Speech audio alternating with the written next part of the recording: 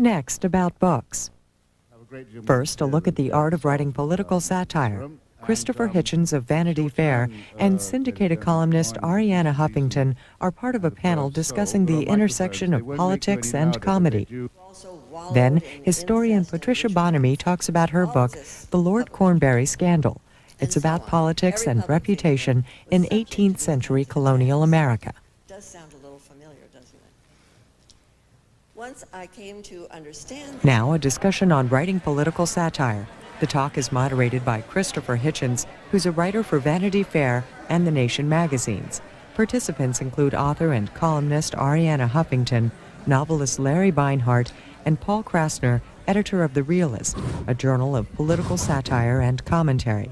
This discussion was held as part of the Los Angeles Times Festival of Books, held in late April. That's better. How's that? I haven't started yet. Ladies and gentlemen, brothers and sisters, comrades and friends, it's very good to see so many people infesting the campus of UCLA for such a wonderful fair as has been brought us by Steve Wasserman, my old friend, and the LA Times Book Review and his collaborators. But I must say it's very depressing to see this number of people coming to a discussion on the nation's capital. I always hope for ill-attended meetings on this subject myself. Whenever I read people saying that public cynicism is so great that we may be in real trouble, nobody likes the system, nobody trusts the politicians, nobody votes, I think we would really only be in trouble if that was not so. So signs of enthusiasm are very much deplored. I think I speak for us all here. And, well, it's our job to dispel any illusions you may have brought along with you. There are only very few, I've been in Washington now 16 years, I've picked up only a very few basic maxims. My name is Christopher Hitchens, I'll be your moderator today. I've never been a moderator before. I suppose that may be why I was asked to be a moderator this time. I will moderate this event, which I've garnered in that period and would share with you, like to share with you. Some of them are from I.F. Stone, some of them are from Mike Kinsley, some of them are from Anonymous. They are, the scandal in Washington is never what is illegal. The scandal is always what's legal already. Don't believe anything until it's been officially denied at least 3 times. That one is, that one was Izzy Stone. I keep that one above my typewriter, pinned up. You never know on what page of the Washington Post, our great hometown newspaper, you never know on what page you will find the page 1 story. And if you want a friend within the Beltway, get a dog. We have a canine expert, in fact, here today, partly for this reason. I think you're very well served, if I may say so, by your panelists. Reading from the end towards me, Arianna Huffington, who I've known as Arianna Stassinopoulos. Arianna Stassinopoulos Huffington. Arianna Huffington. F. Scott Fitzgerald was never more wrong, I've sometimes thought, than when he said there are no second acts in American lives. Arianna is here, I think we might say, to dispute that proposition. In the middle we have Larry Beinheart, whose book, American Hero, I'm sure a lot of you have read, and whose movie I was very lucky to see. One of the very few good things that's come to me from living in Washington in the recent past was the ability, the good fortune, to go to the premiere of Wag the Dog and to get an advance jump.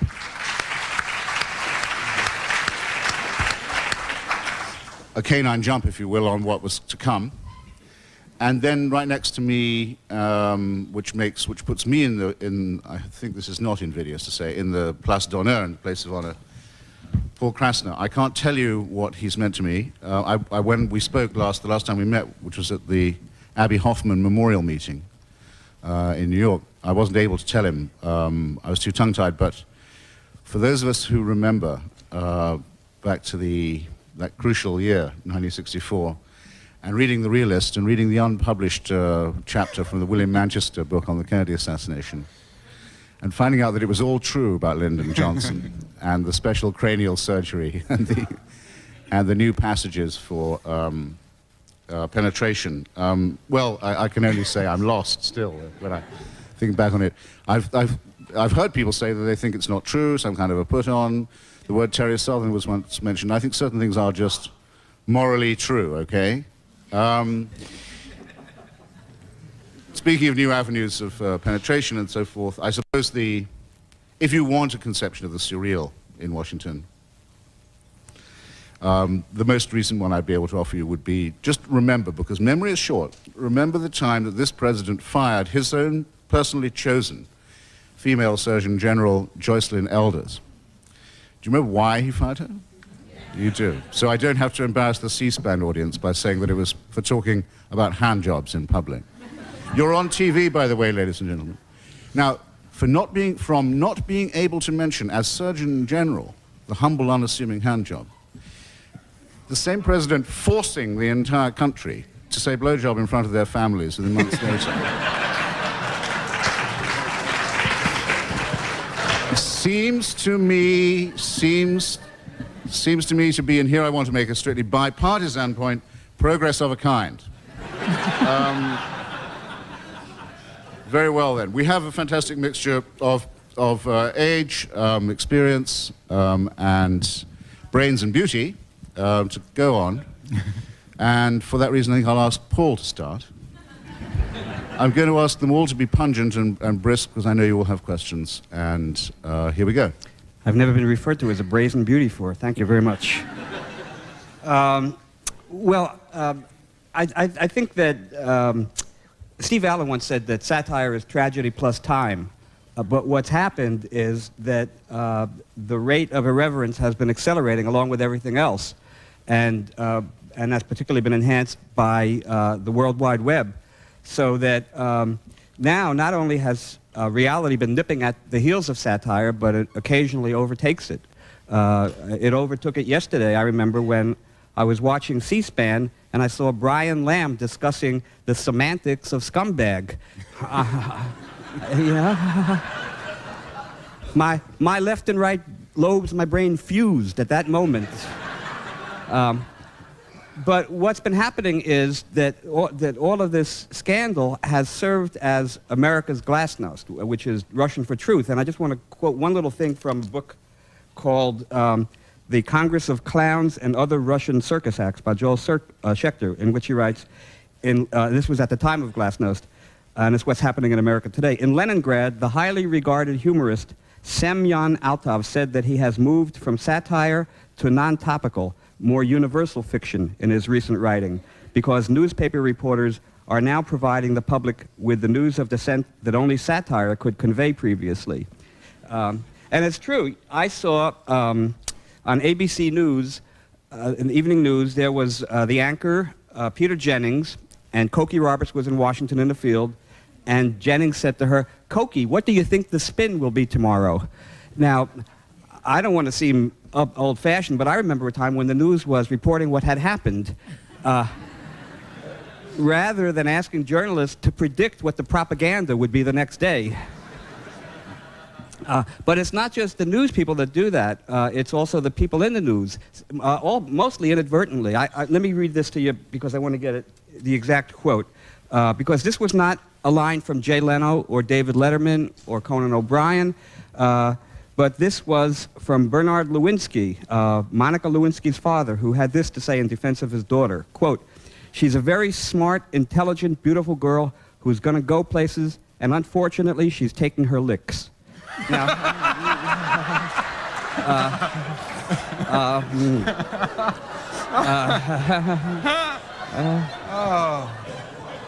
but you know, he's an oncologist. People specialize.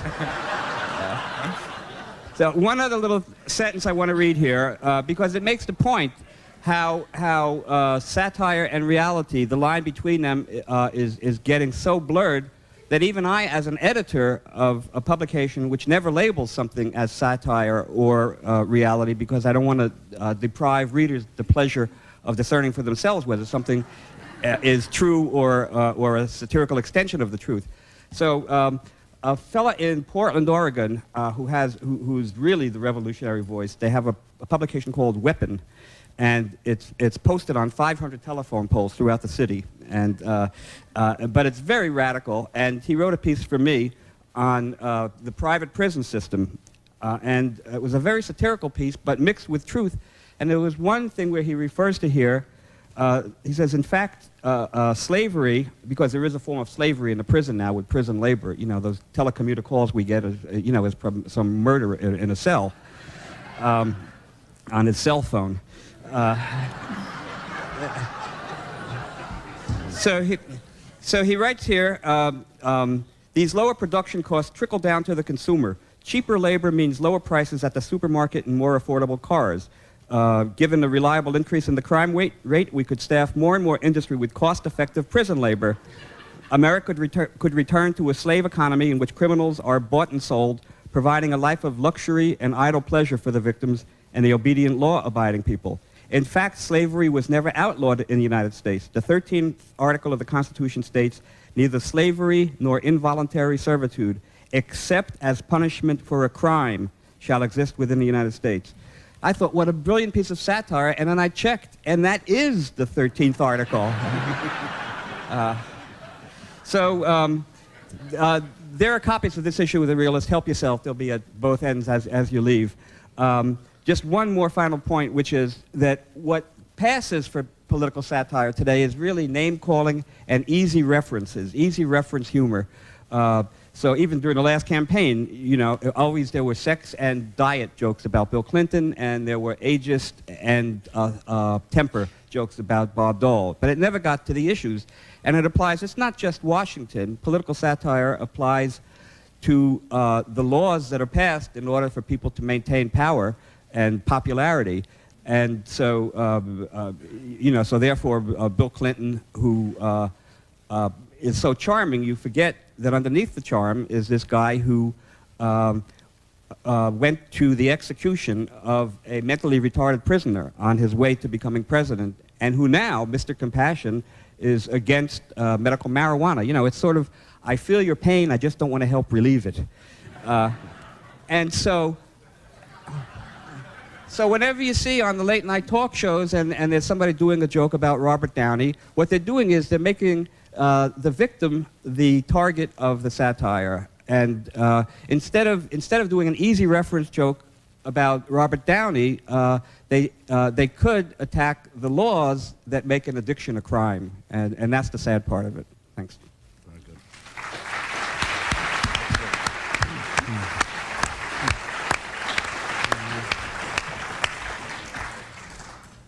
Arianna, we're in your hands. Well, I bring you news from last night's White House Correspondents' Dinner in Washington about just how dead political satire is. After all, this is the one occasion every year when official Washington comes together to skewer each other. The president is supposed to skewer the fourth estate to skewer the president. Well, last night, the president did his job pretty well, as he always does on those occasions, deflecting criticism from himself through humor. The fourth estate was so tame, so contemptible, that I actually hired a comedian who said to them, apparently, when he was hired, that he knows nothing about politics, he does not follow politics, at which point they offered to double his fee.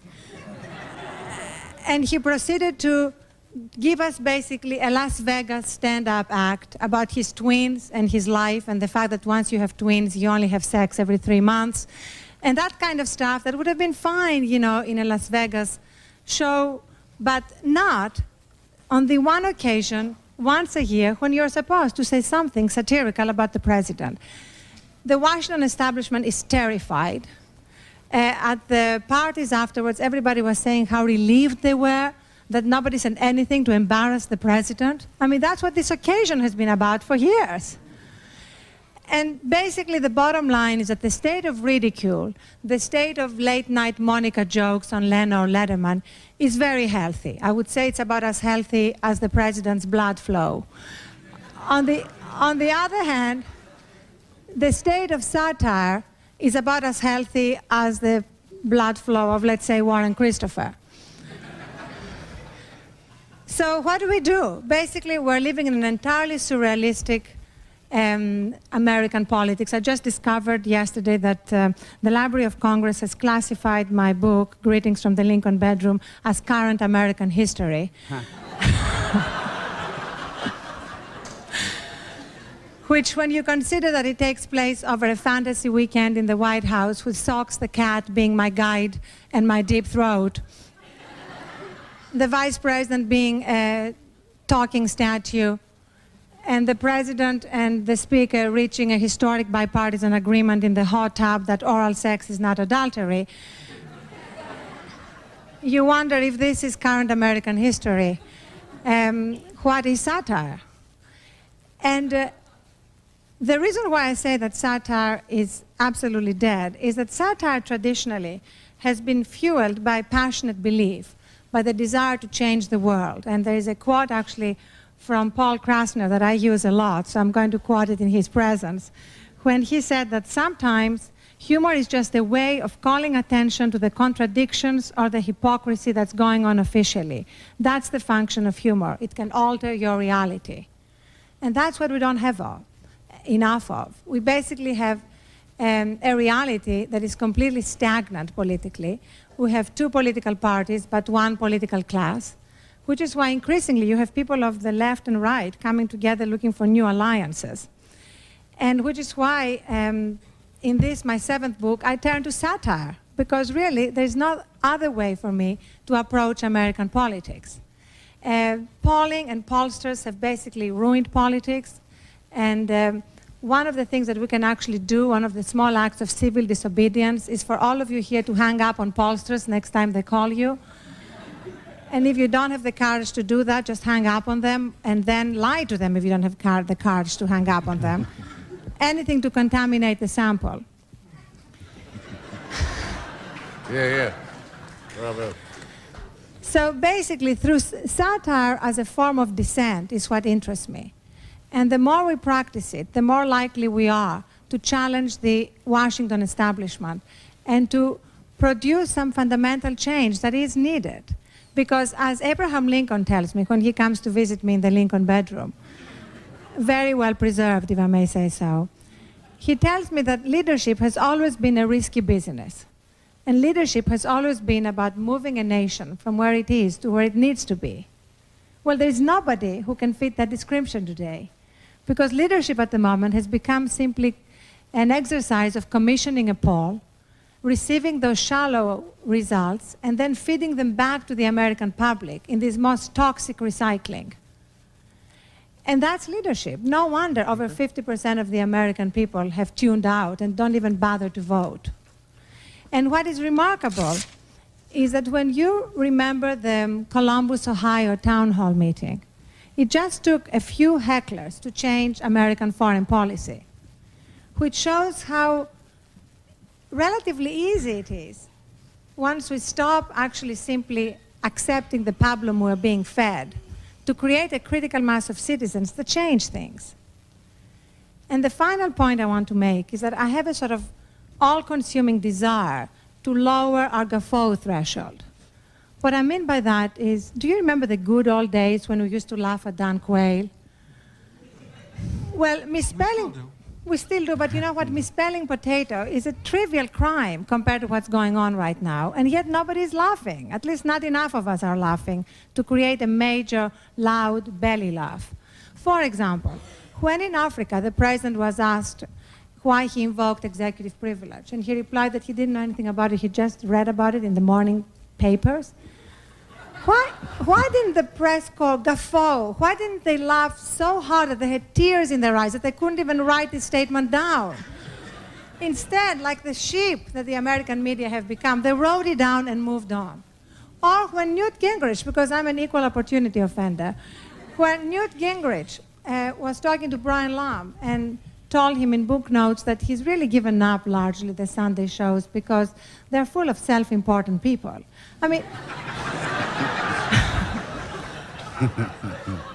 Self-importance is the man's distinguishing characteristic. After all, he was the one who said, I have an overweening ambition. I want to shift the planet, and I'm doing it. And yet, nobody laughed. So, please, as the beginning to sort of resurrecting political satire, lower your guffaw threshold. Laugh at the expense of our political leaders of both parties. Hang up on pollsters.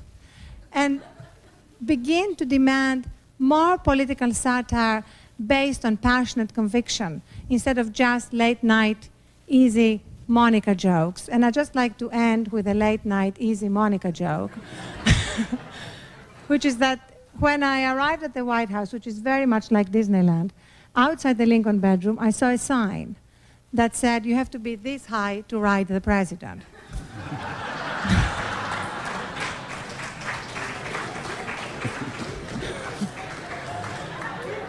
Ευχαριστώ πάρα πολύ. Thank you, Arianna. They say if you live... That was Greek. And in case you are wondering, I'm wearing the cover of my book. Which Abby Hoffman fought for you to have the right to do. That's true.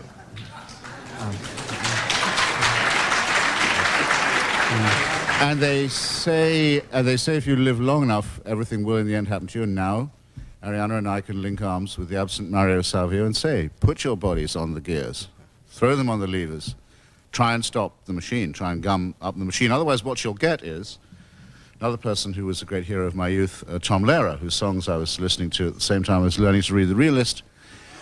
Oh, I'm sorry, Tom Lehrer, who I'm sure many of you remember as a songsmith, who I was...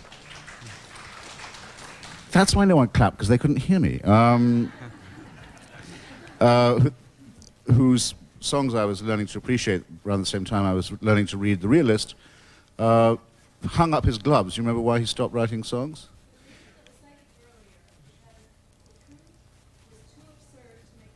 There's always someone in the audience, isn't there? Some troublemaker.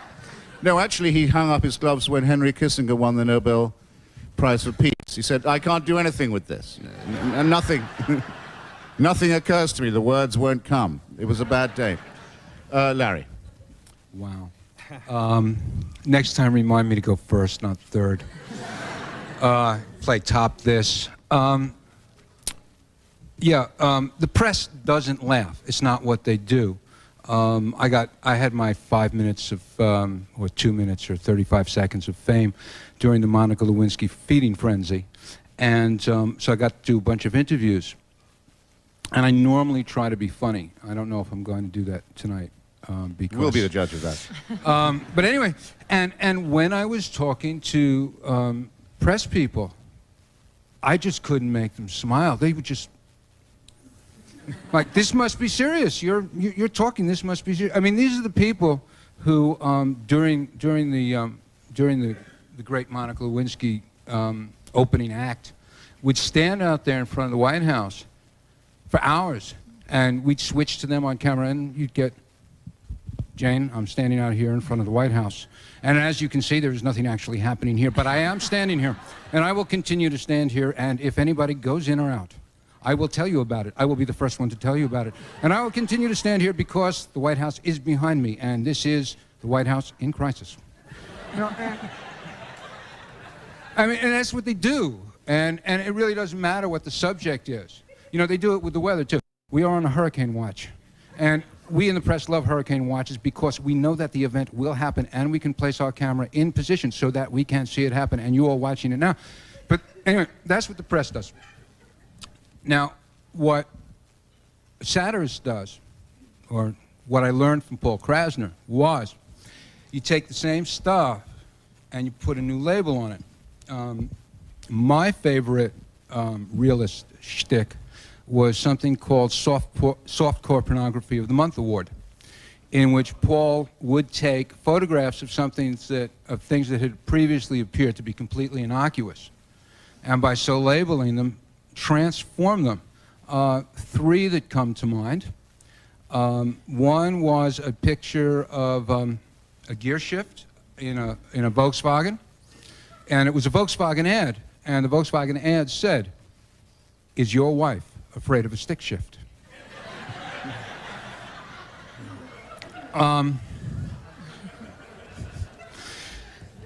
Then there was a bakery ad, which had a picture of a cruller, which looked, once Paul had put his label on it, exactly like female genital organs. And the third was a picture of Ronald Reagan holding a young boy's head in his hands, and the boy was about, I Oh, I guess the height of Monica Lewinsky if she were on her knees. Anyway, what we've learned from the recent events in Washington in the Monica Lewinsky case is, in fact, there are still two parties in America. They are the pro-sex party and the anti-sex party. No, this is in fact true. We are in the era of the soft machine. And in the era of the soft machine, consumerism rules and pollsters rule. And Newt Gingrich and Bill Clinton agree on the economy, on war, on the budget, on debt. So all that's left, the only issues that Americans disagree on are sex issues, and they are abortion, gay rights, women's rights, welfare, and affirmative action, civil rights. Civil rights in this country being a sexual issue, and I'm not going to touch that one, but it is. Now, the good news is that the pro-sex party seems to have won. And on that note, I think we're gonna I'm gonna get out of this and turn this over to questions with the moderator. We already have a question. Yeah. First, I want to say that the way to tell softcore pornography was that it would give a man a soft on. Okay. And a soft on can be defined as something that you know it when you see it. Right. Or in this case, you know it when you don't. Ladies and gentlemen. And then I also want to. I'm sorry. I just wanted to point out to Arianna that as to the idea of hanging up on pollsters, they've already taken a poll on that and found out it wouldn't work. And then one other point, which is I was very much influenced by Lenny Bruce, who said that he was part of everything that he indicted. So I think it's important for satirists not to separate themselves and make themselves superior to the people they criticize. And yeah, we are the enemy. And our enemy. Well, at least we're not peerless. But you know, I was at Arianna's talk this afternoon, where I mean, I'm sure I read somewhere in her column about the evils of some kind of illegal wiretapping, and yet she said that she had snooped on her 8-year-old daughter's diary, and I wonder how you would justify that in an age where you value privacy so much. Oh, actually, not only would I justify it, but I would highly recommend it. I think you should all snoop in your children's bedrooms after they fall asleep. My children are 8 and 6, and by snooping in my oldest daughter's diary, I found what she had written about the presidential sex scandal. She was trying to make sense of it, and she had numbered her responses. 1, the president is floundering. She created that word between philandering and floundering. 2, the president and Monica had sex, parents, we think, which was the journalistic equivalent of allegedly. And it went on like that 3, 4. And when I finished reading it, part of me wanted to sit down and cry at the fact that we had intruded in our children's minds at an early age, all those concepts. And the other part of me, of course, laughed. But what can you do when you really have to turn off CNN when your kids walk into the room? And well, when increasingly Cocky Roberts is sounding like Dr. Ruth. So we have to teach them at a young age how to remove a semen stain so they don't learn it on the street. We also had to ask the president only the other day, was that a V-chip in his pocket, or was he just pleased to see us?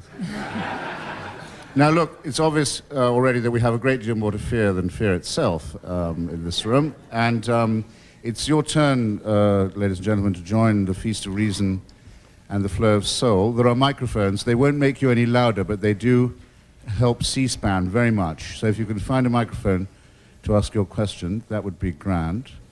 And anyone who's boring or tedious will be cut off without compunction. You'll know it when you hear it. On your comment on the pollsters, I think there's something even more insidious. These damned focus groups whose purpose is to get people to vote with their gonads rather than their intellects, and they're succeeding. Yes, in fact, did you know that the cover photograph of Newt Gingrich in his new book was focus group tested to make sure he wore the right things? and make sure that his approval rating stayed right above those of the Unabomber. So I completely agree with you, and I treat focus groups and polling with the same kind of contempt. And when you hear politicians increasingly say, we did a poll on that, and that's why we're going with that issue, you realize that pollsters are running American politics.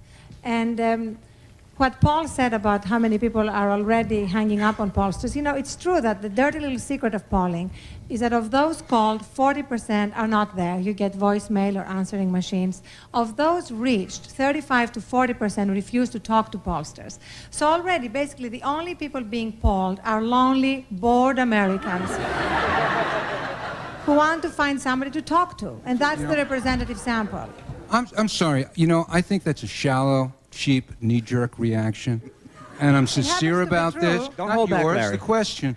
No, I mean, you know, focus groups and polling and all this stuff was developed by consumer market researchers, right? And they have brought us better cars, more appealing cigarettes, more stylish clothes, and a higher level of, you know, consumer existence.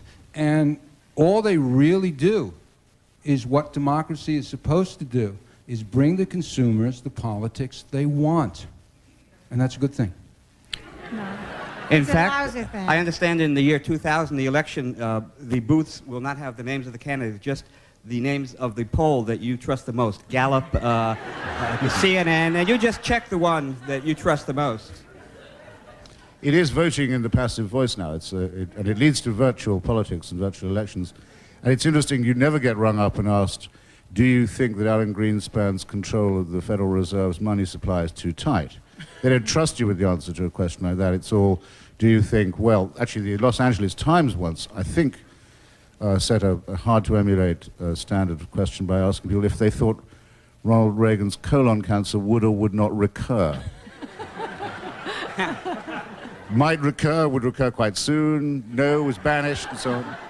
Answers solemnly given and taken and printed on the front page of the paper. Who's got the mic? Don't look at me if you want to ask a question, otherwise follow the microphone. Okay, I was... Hello? Can you hear?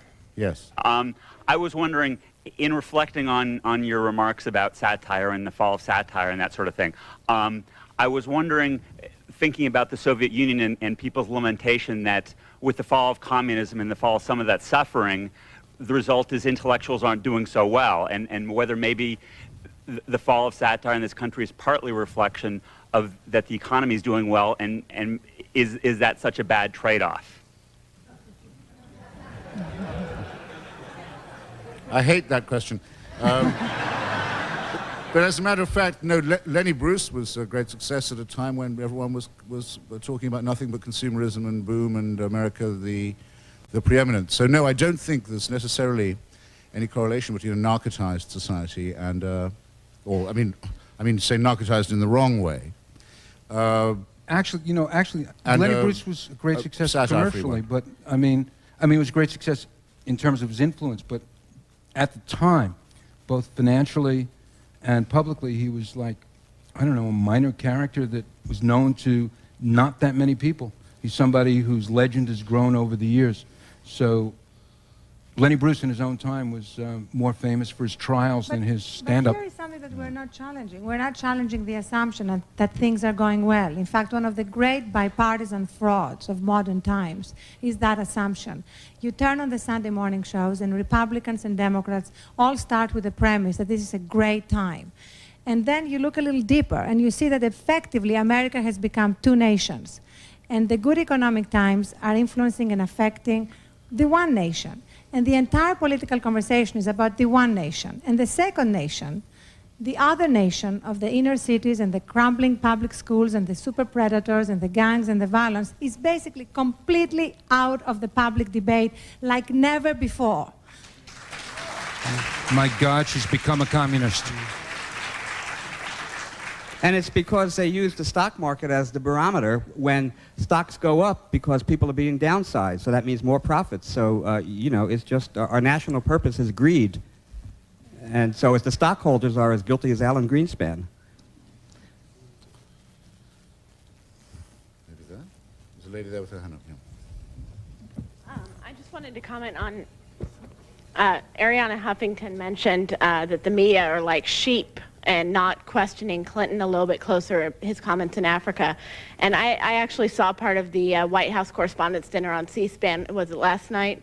I don't know why, I was just enthralled by it for whatever reason. And I was really struck by the fact that, you know, here you have this meshing of political figures, media, and celebrities all in this one place. And it really doesn't seem very strange to me that they're not pressing Clinton on these things when they're schmoozing together. I mean, they're like buddies. How are you expecting the media to be the subjective source when really they're friends with each other, and you really don't want to push your buddies to do, you know, to say something that makes them uncomfortable? So, you know, how do you explain that? Well, you're right about that, but even so, say last year, the year before, with Al Franken and others being the entertainment at these dinners, you had more biting political satire. This is the first year in my experience when you had none, absolutely zero.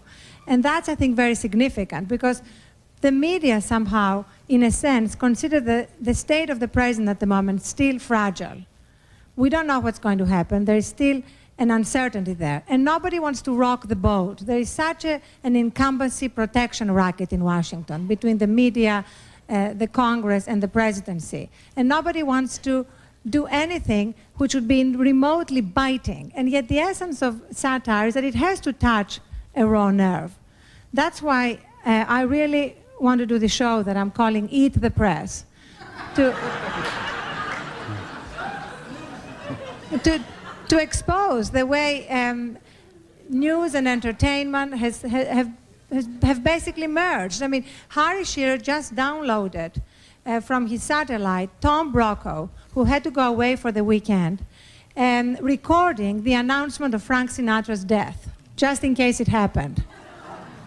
And it is really a scary thing to watch, to have Tom Brokaw with this mock emotion, this kind of voice.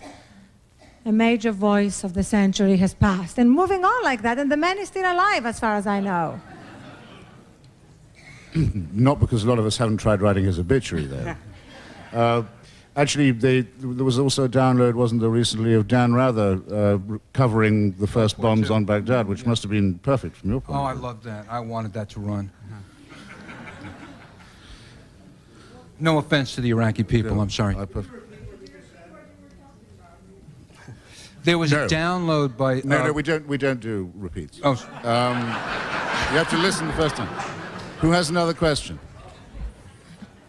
Yeah, hasn't this concept of political correctness really hurt satire? You can't say anything about anybody anymore. They'll sue you. Oh, yes, we can. Would you like to say something about somebody that would be...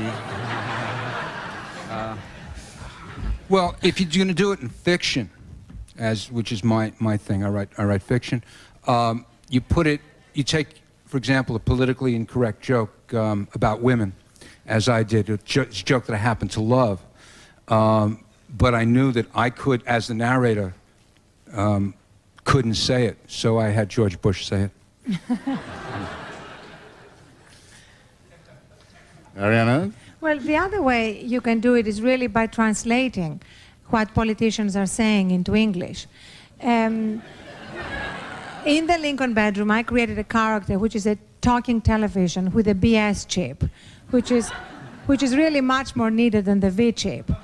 And that television translates everything that politicians are saying. It's called closed captioning for the ethically impaired. And you can read the entire State of the Union address translated through my television. I think it's a matter of just giving form to what already exists. So, for example, when Colin Powell, who was the first African-American to become the head of the Joint Chiefs of Staff, and he came out against gays in the military. So I would hold an imaginary dialogue with Colin Powell and say, General, why don't you say that you don't want gays in the military because it would make the other men in the barracks feel uncomfortable, but isn't that what they once said about blacks in the military? And then Colin Powell answered, yes, but we never told anybody we were black.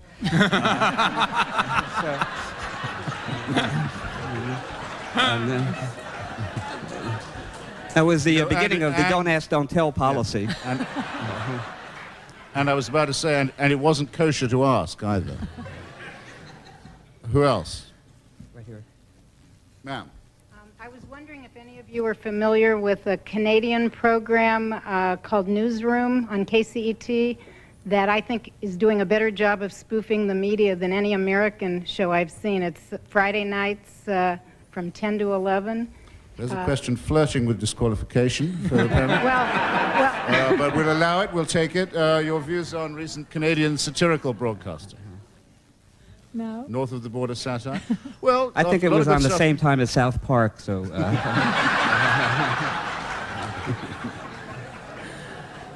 But the larger point of the question is that the English and maybe the Canadians are much better at this stuff than the Americans. That's not true. There is a tremendous... That's Why ridiculous. is this man attacking me all the time? I mean, I just lived in England for 3 years. I What a lived there for humorless 12. people. That's not... This is... I mean, this is a country where I don't think anybody's had sex sober. This is the... Not America, England. This is the only man who has so far entirely equated satire with sex. I'd like to know more about his sex life, but in the meantime, I lived in England for 12 years. During the time of That Was the Week That Was, And Monty never touched a Python. drop, I was told. What? And you never touched a drop, I was told. Well, let's put it that way. I never inhaled. But, and that's where I met Chris, but we won't talk about that. The point is that there is something about political satire in England that's a lot tougher, political invective. I mean, when you have Congressman Burton calling the president a scumbag. I am not a scumbag.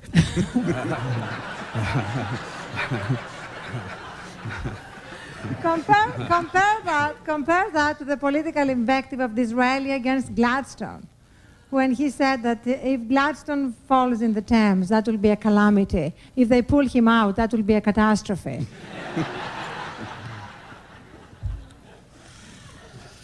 I was there for the inhaling, by the way. I keep meaning to share this with you, too. The then student, not even Governor Clinton, of course, has always been allergic to smoke, and so naturally has never inhaled anything at all. But marijuana then used to be baked into brownies and cookies and mainlined with both hands in mass quantities. But he didn't swallow. It was the most cleverly lawyered reply that he could ever possibly have given it. It's funny that the one that he spent most time polishing, a lying reply, was the one that got him into most trouble, because there are still people, and let's celebrate the fact, who can spot a phony at 10 feet. Well, you know, we're all assuming that he's lying these days.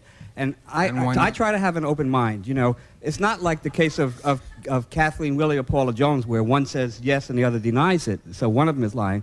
But in the case of Monica Lewinsky, both Clinton and Monica deny it. Now, what is the possibility that they're both telling the truth? Zero. Well, no, but... No, but you have to remain open-minded. Now, you remember... No, you don't. That's an absurd statement. That's exactly what they said to all the intellectuals who visited the Soviet Union, and they were shown the Potemkin villages. And when they were hearing about the torture going on in the Gulag Archipelago, they were told, you got to keep an open mind. You haven't seen it with your own eyes. Keeping an open mind has been the greatest disaster in the 20th century in the way you're describing it. Well, but just suppose, just take the because after all, Dick Morris was in on the White House. It was he who suggested that Clinton get a dog named Buddy. I think the original name was Photo Op. It was Dick Morris who suggested that Hillary and Bill dance on the beach without music. And it was Dick Morris who suggested that, he said it hypothetically, if the rumor were true that Hillary Clinton is a lesbian, then it would make it understandable that Bill has to seek his outlets elsewhere. Now, suppose that were true. Suppose that Monica came to the White House 37 times, not for Bill, but for Hillary.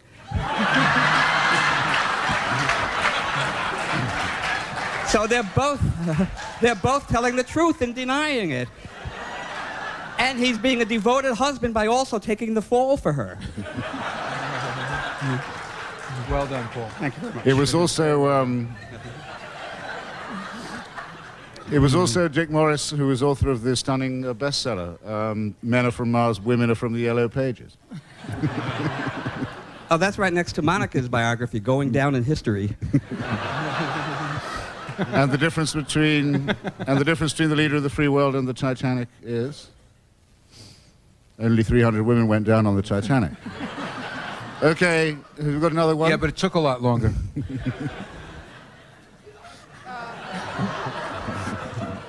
You know, I've heard literally Well, on that occasion, there was a band playing. Hundreds and hundreds of jokes about that. Because, I mean, what happens now is because of the internet and because of faxes and because of shock jocks on radio, the time that even while a tragedy is occurring, such as the fire at Waco, there are already jokes about that the Branch Davidians, you could get them in regular or crispy while it was going on. So that what happens is there's a kind of dehumanization of whereas people look at the news only as setups for their material rather than examining the horror behind it.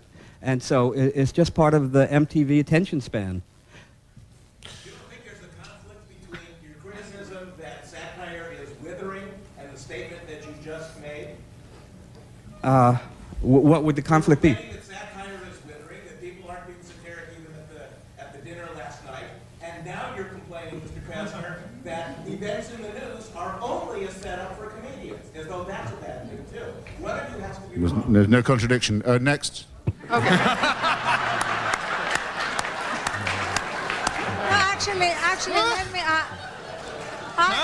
A contradiction is not two things said by two different people. No, but there is Not an on this important show. point, and it's very easy to reconcile the contradiction because there is a difference between ridicule and satire. There is a difference between late-night Jay Leno jokes and real satire of the kind that Jonathan Swift and Mark Twain and Aristophanes wrote, which is rooted in conviction. I mean, that's the difference. But the point is, I've been told by professors of literature who have used Jonathan Swift's modest proposal in their classes, and the students have been so jaded from what they've seen that they thought that that was a true story and wanted to know only the details about eating the Irish babies. You know, tell us more. That wasn't a true That was story? true of a lot of the original English audience, too. Yeah. Yeah, I think... As with Defoe.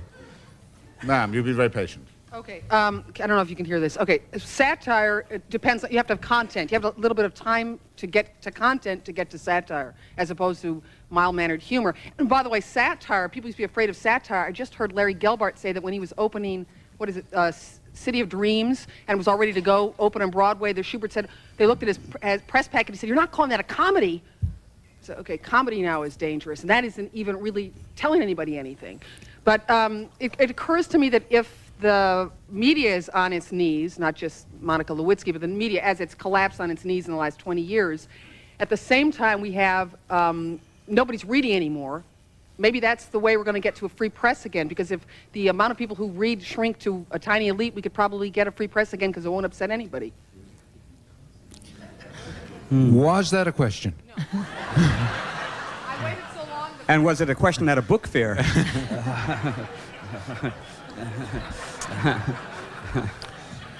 Who else we got? Can bad satire be successfully satirized, and has it ever? Hemingway. Hemingway where? It's no contradiction. No contradiction. It worked before. It worked before. Keep trying. We'll keep trying till we get a live one. Best behavior, ladies and gentlemen. Nothing obvious. I'm wondering, is this on? I'm wondering what direct impacts you've seen your satire have on policy or opinion making, and if you can give a few examples. Yeah. It's a very worthy question. It's an excellent question. I am told, very serious, probably good question. Not reliably, that at when they were ready to go and start Gulf War II, somebody said, "Well, we can't do that. They'll think it's Wag the Dog." And my mother was really impressed by that. But also, at the intersection of satire and dissent, you have the Columbus, Ohio town hall meeting, where you had Madeleine Albright and the Secretary of Defense arriving there with their talking points, thinking they were just going to feed that same pablum to the people, and just a dozen hecklers made mincemeat of them, ridiculed them, humiliated them, and changed American foreign policy. So it just shows how few people it really takes, just this critical mass of people, to turn things around. Yeah, and I waited for those hacks like Berger and others to say, which they did in the end through absolutely gritted teeth, well, it shows what a vibrant democracy we've got. I thought, I wonder how long it'll be till I have another such vibrant exercise. A very on long anything time. That we, I also think we probably haven't done enough honor to the Custard Pie International. I see someone knows what I mean. Those who go around doing the practical satire of imploding pies into the faces of men like Gates. Anyone want to say a word in their defense? Practical Do they satire. need defense? Practical. No, okay, we'll pass on. No. We're running low on time. We're approaching the last 5 minutes, so pungent, thrusting questions, Yes, please. I must say, indeed, that Fitzgerald was wrong, because there are indeed second acts in American life. And Arianna is a great example of one, because I seem to recall... Wait, I already said that. I seem to recall a few years ago that she and her husband spent about $26 million. 28. I stand corrected, and in fact, indeed, on consultants and Ed Rollins, my God, and political commercials, pollsters, and so forth. And Well, I learned from it, didn't I? Good for you. and indeed, Arianna has never believed in education on the cheap for herself or anyone else, I'm here to say. Do you have anything interesting to say about the phenomenon of Rush Limbaugh? You mean something more than Al Franken said in Rush Limbaugh is a fat, big idiot, or whatever? Aren't they requiring airbags in the driver's seat as well, and the passenger seat now? I remember that cartoon in the New Yorker of the guy sitting in the bar and saying, I never watched Cheers, so I shan't be missing Cheers.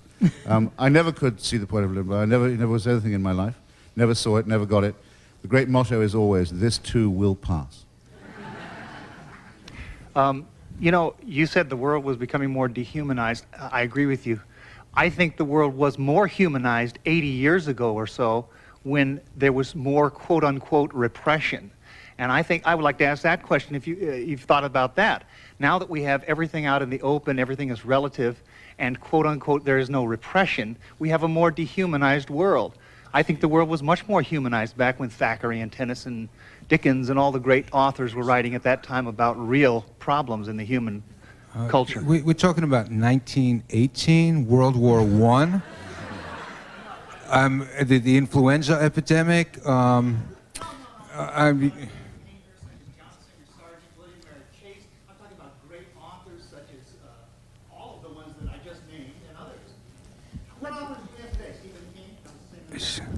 Well, for me, you know, in my logic class at Cambridge, they called this the fallacy of the undistributed middle, because, you know, at the same time you had repression and great painters. Repression caused the great painters. I mean, there's a kind of false correlation here, and I don't think that by bringing back repression we are going to bring the changes about that you seem to want to see. No, I'm saying everything is out in the open, homosexuality, all the sex.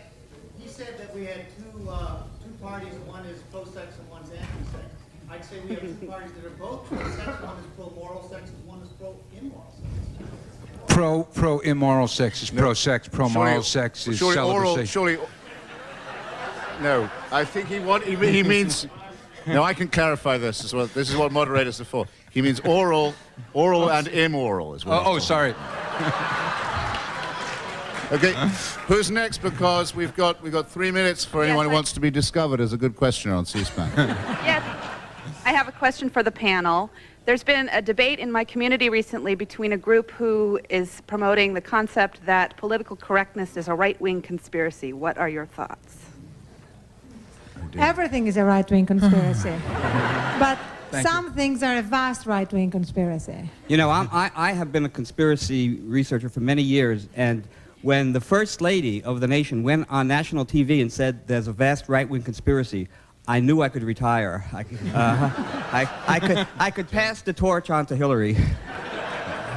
So that was your Tom Lehrer moment, in other words? It was, yes. Another time, the left and right lobes of my brains fused. It's happening more and more often. Sir, quick. It seems to me there's been a very long history of incredibly brutal cartoons in newspapers in this country, and that prose satire has always been much more tame. Like in the early times, we had tremendously brutal cartoons drawn out, but when you read, it's not as brutal. Do you agree with what I'm saying? And if so, why do you think we don't see more very brutal satire in newspapers and other regards? I think one of the few saving things in the press is the autonomy given to cartoonists, the relative autonomy, including at the LA Times. But a lot of papers, that's the only thing that saves it from consensus journalism. But you still do get, say in my hometown paper in Washington, Mr. Herblock, his idea of a punchy cartoon is to have a donkey, that's how you'll know it's a Democrat, with boxing gloves confronting an elephant, that's how you know it's a Republican. And then that's how you could guess, say, there might be an election on or something like that, because everything was all taken care of. So it wants watching in the cartoon area as well. And unfortunately, when cartoonists go bad, they're much harder to sack than the ordinary hack is. But also, it's the deadening of what passes for humor on TV whenever they have a laugh track. I mean, a laugh track is the lowest form of fascism, in the sense that what could be more individualized than your sense of humor, and yet the laugh track is dead people laughing at I Love Lucy, who are now laughing at Seinfeld. I mean, that's the only kind of immortality I believe in, the laugh track. But at least, somebody mentioned Larry Gelbart before, at least MASH, they had a laugh track, but in the hospital operating rooms, the laugh track, they never used it in the operating room. So, you know, taste is a relative matter. Right, well, the word from the control box is it isn't going to get any better than this, so we'll fold now. We're just exactly on time. Thank you all very much for coming. Those of you, wait, hold it. Those of you who want an inscribed copy of any of our books, your butts should be at the Campbell steps immediately subsequently. And get your free copy of The Realist as you leave. Sign it. Free copy of the paper. You got to sign it for me.